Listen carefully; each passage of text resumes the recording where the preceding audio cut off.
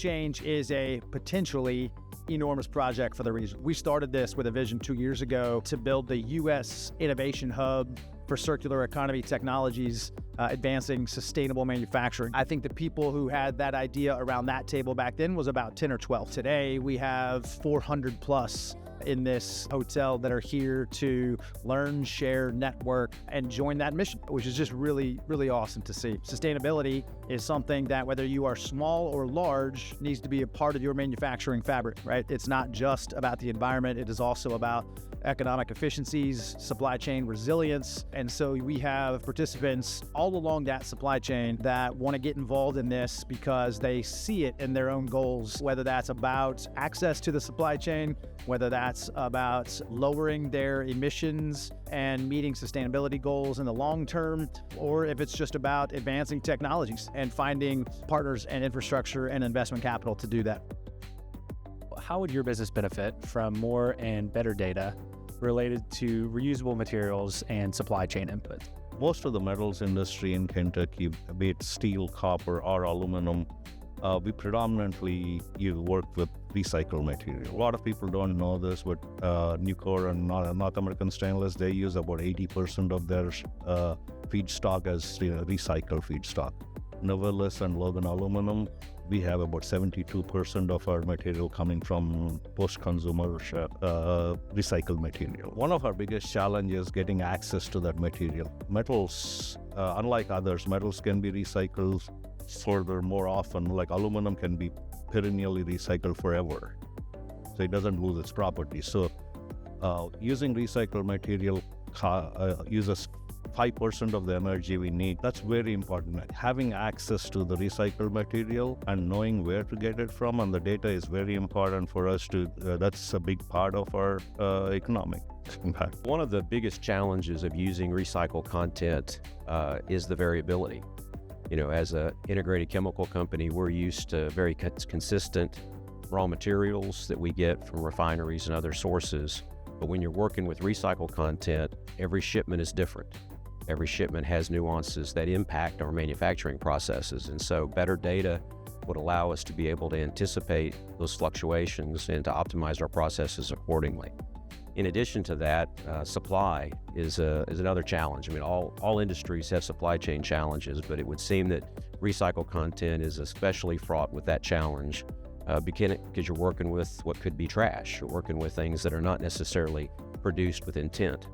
And so your variations there are going to be wild as well. So what is the potential for a circular economy within our region? Southern Commerce Corridor has everything it needs in place as far as the infrastructure to really support a very robust circular economy model. As you're thinking about transitioning from a linear economy to a circular economy, there are certain elements that need to be in place, including the infrastructure to recover materials, intellectual capacity to figure out how to reuse those materials and to integrate them back into the supply chain, and a diverse manufacturing base that enables the various materials to be used. In the region here, you have a very strong university system that can provide the research and the technology development. You have manufacturers who are critical to the energy transition and to a circular economy, a very robust metals manufacturing, for example, batteries and storage. There's a lot of manufacturing here, as well as electric vehicles. And you also have a really interested group of people who are working hard to recognize the benefits of a circular economy. So the sky's the limit.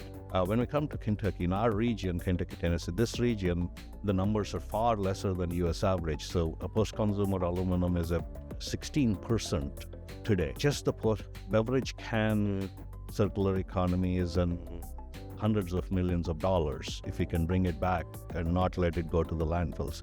That's just one example. Same thing we can go with copper or precious metals that go out with any of your phones and handheld gadgets. There's a lot of potential for getting metals out of the post-consumer goods. I think one of the truths of my experience is that your greatest strength hides your greatest weakness. And in our country, we have a great strength in our size and our space. But here in Appalachia especially, that can become a challenge, especially when you're dealing with things like circular economy. The big cities have collection facilities. They have access to those types of capacities and capabilities. not so much in the rural areas. And so I think one of the biggest challenges that we face and one of the big opportunities for Game Change is to be able to come up with solutions and innovations uniquely suited to those more graphically dispersed and geographically isolated areas. So why are you excited about Game Change bringing circular economy principles to advanced manufacturing and the Kentucky and Tennessee region? I think that they're much further along than a lot of other areas. And once the model can be proven here, then it can easily be franchised to other regions and the world. So I think this is a great place for it to take a foothold because, as we mentioned, it has all of the critical key elements to making a circular economy work. So how do you envision your business interacting with a marketplace for recovered materials and byproducts? Well, I think that, in the past, oil was the currency of the exchange, and then it became data. I think going forward, recycled content is going to be the next generation. And so being able to isolate, to find and secure reliable raw material sources, recycled content, is going to be key as the circular economy grows and grows. So in metals, there are two primary types of recycled material. One is the B2B material, where our downstream industry sends back the scrap from their process. That we call it clean scrap. So that's easier to access because we can have contracts with this. Second, and more important, material that we are looking for is post-consumer material. Every time you throw out a microwave or throw out a cable, there's copper in it, there's steel in it, there's aluminum in it. And getting access to that, a lot of that goes into landfills, which is a criminal waste when we're spending 95% more energy to replace it into the supply chain. So we buy locally, we import post-consumer raw material, metals, so recycled material. So that's a key resource for us, and both from the cost of production and also from the environmental sustainability. I think one of the truths of my experience is that your greatest strength hides your greatest weakness. And in our country, we have a great strength in our size and our space. But here in Appalachia especially, that can become a challenge, especially when you're dealing with things like circular economy. The big cities have collection facilities, they have access to those types of capacities and capabilities, not so much in the rural areas. And so I think one of the biggest challenges that we face and one of the big opportunities for Game Change is to be able to come up with solutions and innovations uniquely suited to those more graphically dispersed and geographically isolated areas. So I'm curious, why are you and your organization involved with Game Change? Metals Innovation Initiative, we are an industry-led, multi-stakeholder nonprofit. So we are partners with the University of Kentucky. The 5 stakeholders are government, university academia and research, startups and entrepreneurs, venture capital, and industry. So in that, our model is primarily suited for working with Game Change. Game Change has the same model of the multi-stakeholder, the region coming together and focusing on a regional innovation and regional economic development. That is the mission of our MI2. So metals companies already came together before Game Change to create that environment. Game Change is something that we really wanted to dig in and invest with because of the vision of its leaders.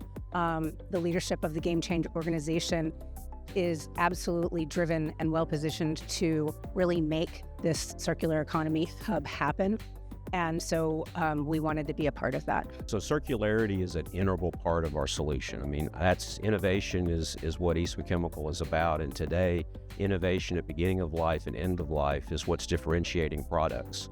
And so anything that's working on the circular economy in our region or in the world is something we want to be involved in because that's part of our strategy.